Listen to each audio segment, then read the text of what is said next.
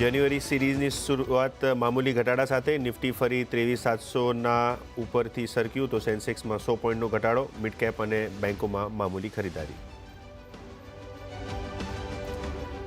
Nifty IT અને ઓટોમાં પણ 1.5% પાસેનો ઘટાડો તો સાથે જ ઓઇલ એન્ડ ગેસ સરકારી કંપનીઓમાં પણ વેચવાલી, માત્ર રિયલ એસ્ટેટ અને હેલ્થકેર શેરોમાં મામૂલી તેજી. જેએસડબલ્યુ એનર્જીનો રિન્યુએબલ એનર્જી સેક્ટર પર મોટો દાવ. સબસિડરી જેએસડબલ્યુ ન્યૂ એનર્જીએ O2 પાવરના આશરે 12,500 કરોડ રૂપિયાની એન્ટરપ્રાઇઝ વેલ્યુ પર ખરીદવાનો કર્યો કરાર. સમાચાર બાદ શેરમાં આવી લગભગ 5%ની તેજી. બેંક ગેરંટી મુદ્દે વોડાફોન આઈડિયાને મળી મોટી રાહત. 2012થી 2021 સુધીની સ્પેક્ટ્રમ નીલામી માટે કંપનીને આપવાની હતી આશરે 24,800 કરોડની બેંક ગેરંટી. તે હવે નહીં આપવી પડે. આ સમાચાર બાદ શેરમાં લગભગ 4%ની તેજી.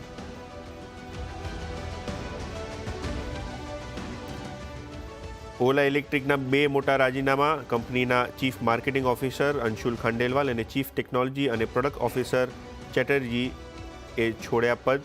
શેરમાં આવ્યો લગભગ 3%નો ઘટાડો.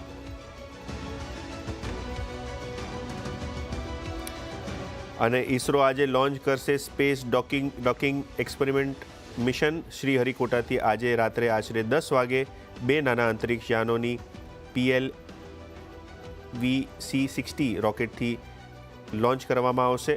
યુએસ, રશિયા અને ચીનના ખાસ ક્લબમાં થશે ભારતની પણ એન્ટ્રી.